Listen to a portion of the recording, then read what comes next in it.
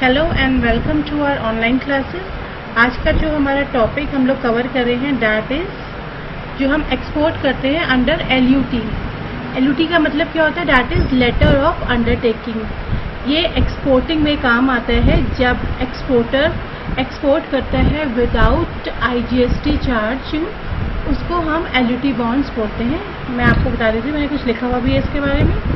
Letter of undertaking is a document that exporter can file to export goods without have to pay taxes। जब exporter export करता है goods IGST charge करे बिना, तब उस case में जो एक्सपोर्टर को गवर्नमेंट को एक लेटर ऑफ अंडरटेकिंग देना पड़ता है, जिसमें कि वो ये मेंशन करता है कि वो एक्सपोर्ट कर रहा है goods without charging IGST। Benefits क्या होते हैं LUT बॉन्ड्स के अंडर लाइक एक्सपोर्ट करने के? इसमें क्या होता है कि LUT insures that exporter don't have to go to the trouble of claiming a refund. मतलब उसको बार बार रिफंड के लिए जाना नहीं पड़ता, IT डिपार्टमेंट में वेट नहीं करना पड़ता। इसमें क्या है, इसमें उसका काफ़ी टाइम सेव हो जाता है और उसको लास्ट में जब उसका सारा का सारा एक्सपोर्ट हो जाता है तो लास्ट में उसको एक साथ रिफंड आ जाता है, जितना भी उसने IGST चार्ज करा होगा उसके बेसिस पे जो उसका परचेज और सेल होता है उसके बीच का जो डिफरेंस होता है वो उसको पे करना होता है, और जो उसका परचेज होता है उसको ITC वापस आ जाता है। तो ये आपके बेनिफिट्स है of filing under LUT bonds कि आपका टाइम कंज्यूमिंग नहीं है, कि आपका काफ़ी टाइम सेव करता है एक्सपोर्टर का कि वो रिफ़ंड के लिए वेट करे, क्योंकि जैसे ही वो IGST चार्ज करेगा उसको रिफ़ंड तो मिलेगा ही गवर्नमेंट से, लेकिन उस चीज़ को वो अभी हर महीने या जब वो एक्सपोर्ट कर रहा है तब ना करके वो एक साथ बाद में रिफ़ंड के लिए अप्लाई कर दे। तो उस केस पे जो एक्सपोर्टर्स हैं वो LUT बॉन्ड्स के लिए जाते हैं, जिसमें वो चार्ज नहीं करते हैं जो एक्सपोर्टिंग कंट्रीज़ को IGST, वो विदाउट IGST ही जो एक्सपोर्टिंग कंट्री हैं उसको सेल करते हैं कोई भी आइटम। इसको बोलते हैं LUT। LUT is letter of undertaking, जो गवर्नमेंट को इशू कराना होता है। तो उसके बेसिस पे मैंने एक क्वेश्चन बनाया है। हम दो आइटम्स एक्सपोर्ट करेंगे, डैट इज़ कीबोर्ड और मॉनिटर, और हम लोग LK एंटरप्राइज जो ढाका है उनको ये चीज़ सेल कर रहे हैं। तो आइए हम लोग अपना टैली खोलते हैं। इसमें मैंने एक कंपनी क्रिएट कर लेती हूँ, एक नई कंपनी ले लेती हूँ मैं लेटर ऑफ अंडरटेकिंग के नाम से। एक्सपोर्ट अंडर LUT कर देते हैं हम, Alt F3 करेंगे, कंपनी को क्रिएट करते हैं। Export under LUT। LUT आपको मैंने बताया था क्या होता है, लेटर ऑफ अंडरटेकिंग। कंपनी हमारी उत्तराखंड की है, बाकी कंट्रोल कर दिया। इसके बाद हमें इसमें एक GST नंबर भी डालना होगा, तो उसके लिए हमें F11 में जाके F3 में जाना है और GST को यस करना है।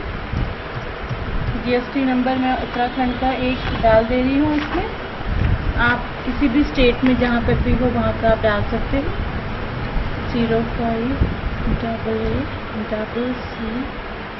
0588C0828T1Z4। इसको मैंने नो कर दिया। और प्रोवाइड LUT बॉन्ड डिटेल्स अगर आपको देनी है तो ऑब्वियसली यस करेंगे।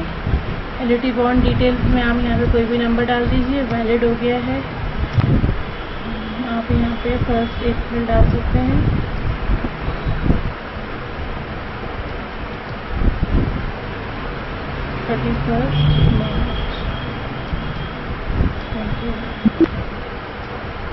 ठीक है, कंट्रोल करके हम लोग बाहर आ जाते हैं।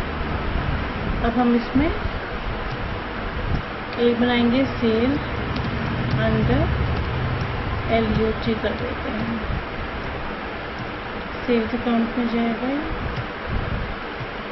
GST यस करेंगे। डिस्क्रिप्शन आप यहाँ कुछ मत देना, यहाँ पे LUT बॉन्ड्स कर दीजिएगा। एक्सपोर्ट LUT बॉन्ड्स, गुड्स है,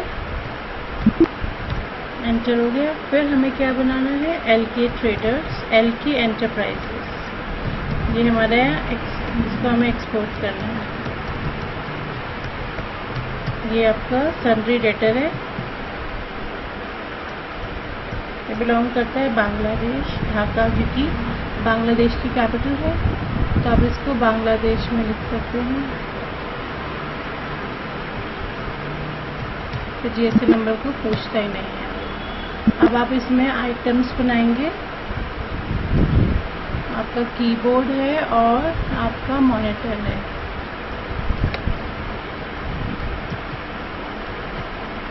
कीबोर्ड है और सी करके NOS बनाना है। यहाँ पे NOS ले लिया, इसको आपने यस करना है। कीबोर्ड ले लेते हैं यहाँ, टैक्सेबल है 12% है। एक ले लेते हैं मॉनिटर,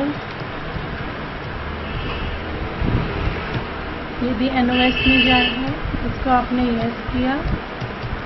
टैक्सेबल आपने इसको भी 12% में डाल दिया। ये आपका मॉनिटर क्रिएट हो गया। अब हम इसकी सेल करते हैं। मैं इसमें करेंसी चेंज नहीं कर रही हूँ, मैं आपको रुपीज़ में करके दिखा रही हूँ। बट इफ़ यू वांट, आप करेंसी, जैसे मैंने आपको लास्ट वीडियो बताया था किस तरह से हम लोग मल्टी करेंसी को इनेबल करते हैं, उस तरीके से आप करेंसी को इनेबल करके करेंसी चेंज करके भी आप एंट्री कर सकते हैं। लेकिन फ़िलहाल मैं रुपीज़ में कर रही हूँ। LK एंटरप्राइजेज़ लिया, बांग्लादेश का है, सेल अंडर LUT आ गया। यहाँ पे एक्सपोर्ट अंडर LUT बॉन्ड्स लेंगे आप। तो जैसे ही आप IGST लगाएंगे तो वो लगेगा नहीं। यहाँ पे आपने कीबोर्ड लिए, सपोज आपने 50 कीबोर्ड सेल करे हैं @2000 ईच। आपने मॉनिटर आपने 100 सेल करे हैं @3500 ईच। नाउ एक्सपोर्ट पे हम हमेशा IGST लगाते हैं, लेकिन एट द मोमेंट हम यहाँ पे Alt C करके पहले IGST का एक लेजर क्रिएट करेंगे जो कि ड्यूटीज़ एंड टैक्सेस में जाएगा, GST और इंटीग्रेटेड। अब हम देखेंगे तो वो यहाँ पे IGST नहीं ले रहा है क्योंकि हमने एक्सपोर्ट करा है अंडर LUT बॉन्ड्स। बस दैट्स इट। हमने इसको यहाँ पे यस करा। शिपिंग नंबर जो देना है हम यहाँ पे दे सकते हैं। डेट डाल सकते हैं हम यहाँ पे April 1/4/2020। That's it. ये हमारा, अब ये हमारा एक्सपोर्ट अंडर LUT बॉन्ड्स में डिस्प्ले में जाके, स्टैट्यूटरी रिपोर्ट्स में जाके, ये GST में जाके 1 में आपको एक्सपोर्ट इनवॉइसेस में दिखाएगा। राइट। इसको आप 3B में भी देख सकते हैं। यहाँ पे गए, यहाँ पे आप Alt V करेंगे तो आप फिर Alt F1 करेंगे डिटेल में देखने के लिए। तो आपको ये दिखा रहा है एक्सपोर्ट अंडर LUT बॉन्ड्स। इस तरह से आप इनवॉइस क्रिएट कर सकते हो और फिर GST R1 और 3B में इसको देख सकते हो। ये मैंने आपको बताया एक्सपोर्ट अंडर LUT बॉन्ड्स। अब मैं चाहती हूँ कि मुझे सपोज ये वाला जो पूरा का पूरा फॉर्मेट है जो मेरे सामने नज़र आ रहा है, I want to get it exported. मैं चाहती हूँ ये मेरा same as it is excel में कॉपी हो जाए, जिसको कि हम बोलते हैं एक्सपोर्ट करना। कोई भी आपका टैली का डॉक्यूमेंट है उसको आपको एक्सपोर्ट करना है एक्सेल में। वो आप किस तरह करते हैं? तो ये हमारा एक फाइल है, एक आपका ये प्रोफॉर्मा आ रहा है। आप एज इट इज़ प्रोफॉर्मा चाह रहे हो एक्सेल में। एक्सेल में आपको इसे एक्सपोर्ट करना है। जब आप एक्सेल में इसको एक्सपोर्ट करोगे, कभी कभी होता है ना, कोई आपके पास टैली में एक रिपोर्ट होती है, आपको उसको मेल करना होता है। आपका CA है, आपने एक रिपोर्ट तैयार करी है, आपका CA चाह रहा है कि आप उसको भैया उसकी मेल ID पे एक्सपोर्ट कर दो। अब एज इट इज़ एक्सपोर्ट आप टैली में नहीं कर पाओगे, आपको पहले टैली से एक्सेल में जाना पड़ेगा, फिर आप एक्सेल से अपनी मेल में उसको अटैच करके फिर सेंड करोगे अपने CA को। तो इसको एज इट इज़ हमें अगर एक्सेल में एक्सपोर्ट करना, हम क्या करेंगे? सिंपली यहाँ पे Alt E करेंगे। Alt E stands for export. यहाँ पे आप बैक स्पेस प्रेस करेंगे। आप यहाँ पे डिफ़ॉल्ट है लैंग्वेज आ रहा है, वही रहेगी। फॉर्मेट ये देखिए, बहुत सारे फॉर्मेट्स आते हैं। अगर आपको एक्सपोर्ट करना है, एक्सपोर्ट करेंगे आप एक्सेल में, तो आप एक्सेल चूज़ करेंगे। अगर आपको इंपोर्ट करना होता तो आपको इसे XML फॉर्मेट में चेंज करना होता, लेकिन फ़िलहाल मैं आपको सिर्फ एक्सपोर्ट बता रही हूँ। इंपोर्ट मैं आपको अपने नेक्स्ट वीडियो में बताऊंगी, उसमें हमें XML फॉर्मेट का यूज़ करेंगे, लेकिन इस वीडियो में मैं आपको एक्सेल बता रही हूँ। तो एक्सेल में रिपोर्ट करेंगे, ये वो लोकेशन है कहाँ आपको आपकी फ़ाइल मिलेगी। C में प्रोग्राम फाइल्स में टैली ERP में जाएंगे और इस नाम से आपको आपकी फ़ाइल वहाँ पे मिलेगी। ये नाम आप बाद में चेंज भी कर सकते हो, अगर नहीं करना चाह रहे हो तो इसको आप एज इट इज़ रहने दो। फिलहाल लोकेशन आपकी जहाँ पे आप फाइल को देखोगे वो है C program files tally ERP माइल में 3। आप इसे एक्सपोर्ट करेंगे, डज नॉट एग्जिस्ट हो रहा है, ओके आपने यहाँ पे करा, इसको GST 3 भी लिख दिया है।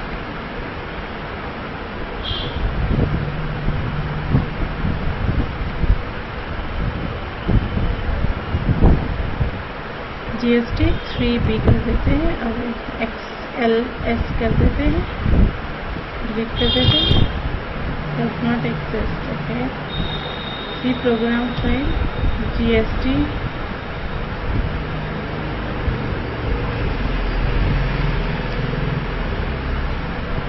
3B.XLSM कर देते हैं, डज नॉट एक्सिस्ट, कोई बात नहीं। एक्चुअली मेरा एजुकेशनल वर्जन है इसलिए नहीं हो रहा होगा ये एक्सपोर्ट, डजंट मैटर। मैं आपको दूसरी फाइल करके दिखाती हूँ। इसकी हम GST 1 करते हैं। 3B के लिए कभी कभी ना वो आपका एजुकेशनल मोड में दिक्कत करता है, तो हम यहाँ पे अपनी सपोज मैं चाह रही हूँ कि GST 1 की मेरी फाइल एक्सपोर्ट हो जाए, तो मैं यहाँ पे Alt E करूँगी और वो देखो आगे लिखा हुआ बैक स्पेस दिया आपने, डिफ़ॉल्ट आ रहा है, एक्सेल आ रहा है, यहाँ से आपको एक्सेल चूज़ करना है। प्रोग्राम फाइल आउटपुट फाइल का नाम आ रहा है आपका, शीट नेम जो होगा GST R1 होगा और जो आपकी फाइल है वो tally.xls के नाम से है।